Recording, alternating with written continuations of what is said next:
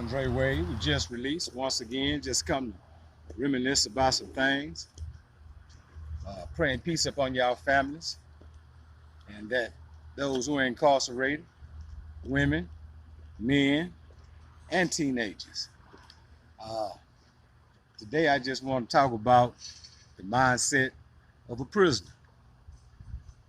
The reason why I was thinking about the mindset is because I was looking at Larry's video last night, and you look at guys that done did over 20 years in the institution, right? And well, let's just say anybody that's done 20 years or better are still doing time. You know, the mindset. I remember the times when I was incarcerated on how me and my partner and them used to talk about what we would do if we had another opportunity. And you can see Andre Wade is taking this advantage and utilizing this opportunity to come out and speak on some things that took in place in my life inside the institution, as well as a lot of more guys, because I know there's a lot of guys that's done got out of prison and probably didn't do what they talked about or what they thought about in the time that they was doing time. And I was listening to Larry's channel, and he was speaking about the times of the old days and how, you know, he was on East Ham in 1979. I went to East Ham in 1990, and I didn't leave East Ham until 2000. So I stayed over there 10 years. So I can adapt to the language that Larry was speaking about. And I also had an opportunity, I think, to do some time with Larry over there. And I know the concept of the officers that was running TDC in them days, because, you know, they had bill attendants in them days and they had turnkeys. Well, the people that go to prison now, you know, they don't have to go in prison and worry about bill attendants and turnkeys or officers just beating them down, but they still have officers that will assault you, that will, you know, hurt you in there. And you have to have a mindset to keep yourself away from them kind of individuals, to keep yourself out of them kind of positions, to be placed in handcuffs, gassed out, because they'll come to your cell and gas your cell out before they open it. And once they gas it out and they see that you are in that state where you can't resist, they'll come in there and beat you down right now today in the 2000s. So I can adapt to Larry's story, because I had opportunity to be in prison in the days when it was real hard.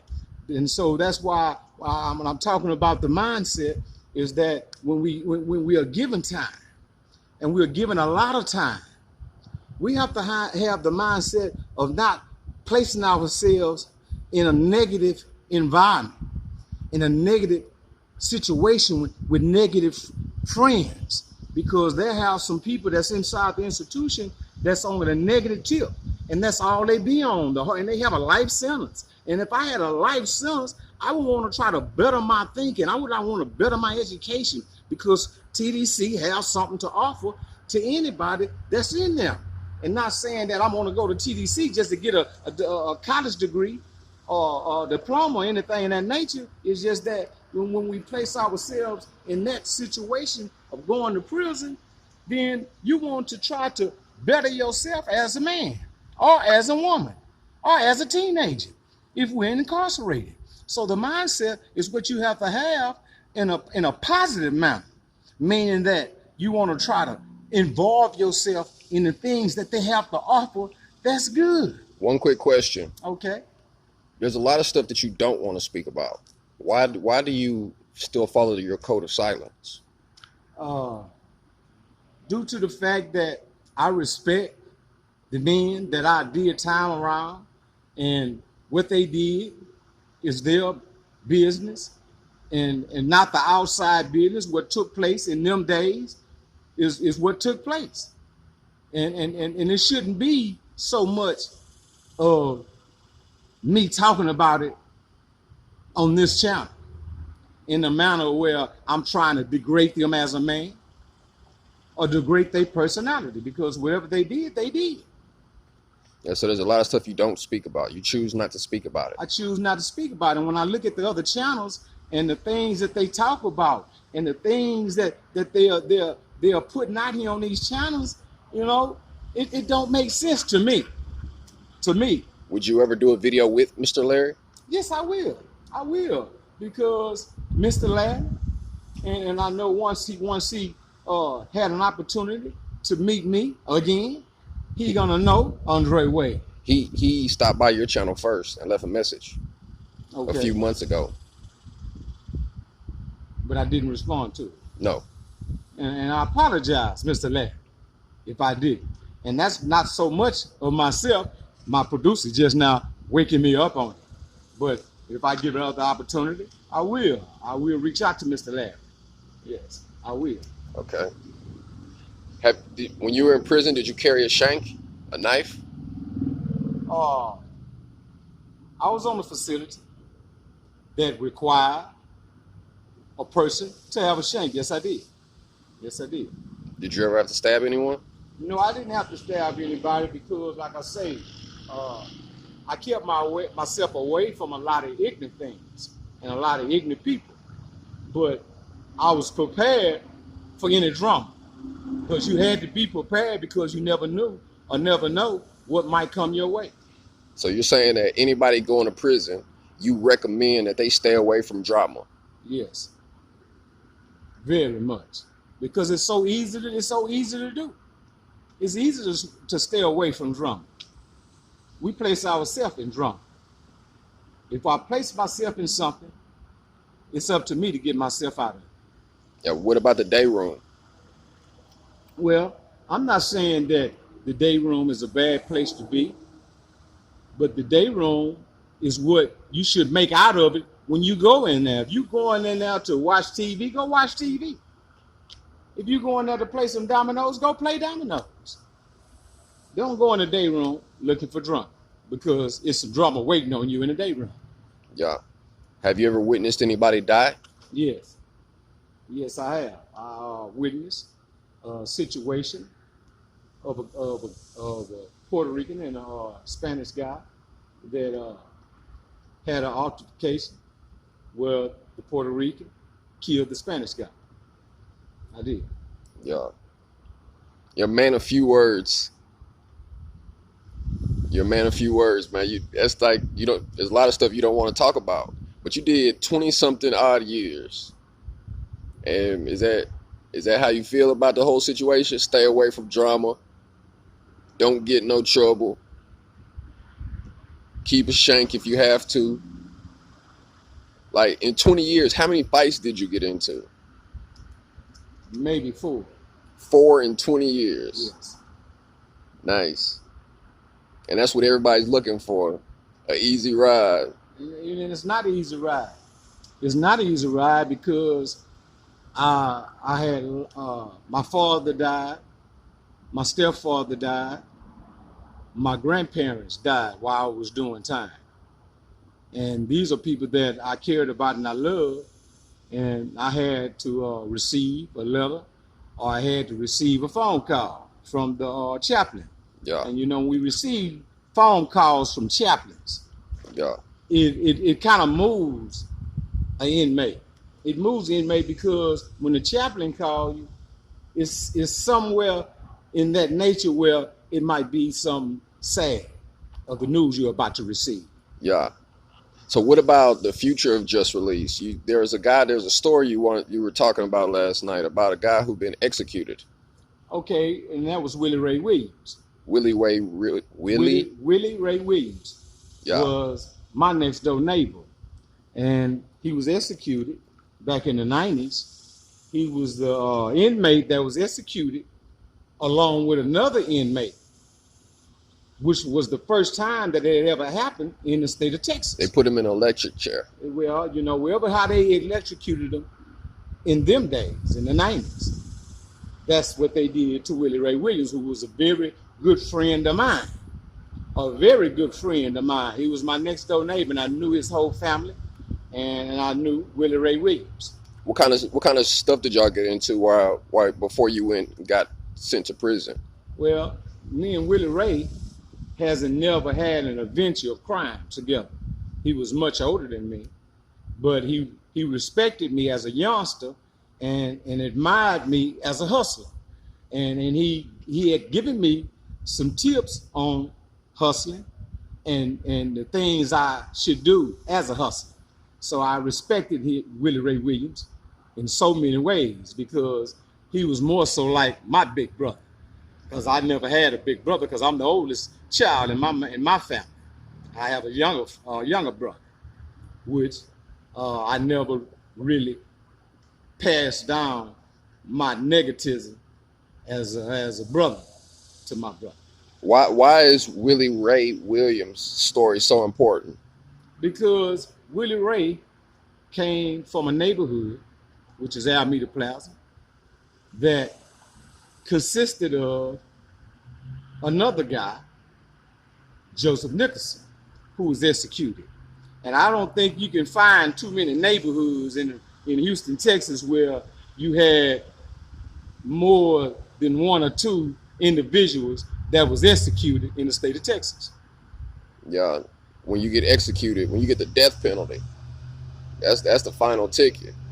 And so much said so, because the death penalty, a death sentence, put down on a person, put down on a young man or a young woman, could be devastating to a mother, to a brother, or a sister, or a child. Could be devastating. Have you ever been on death row? Have you ever been visited death row before? I have worked. I was on Ellis. I was on Ellis 1, and I had the opportunity to meet death row inmates. And I also did time with inmates that was on death row and had given their time over. And also I was locked up with inmates that was on death row when death row was overturned in the state of Texas, where they took them off death row and had given them life sentence without parole. Yeah. I did time with those kind of inmates. What kind of people were they? Being on death row put you so much in contact with your God. And to be given your life back, to be given to say, well, okay, we're not going to kill you, but we're going to give you an opportunity, we're going to give you a life sentence, is a relief.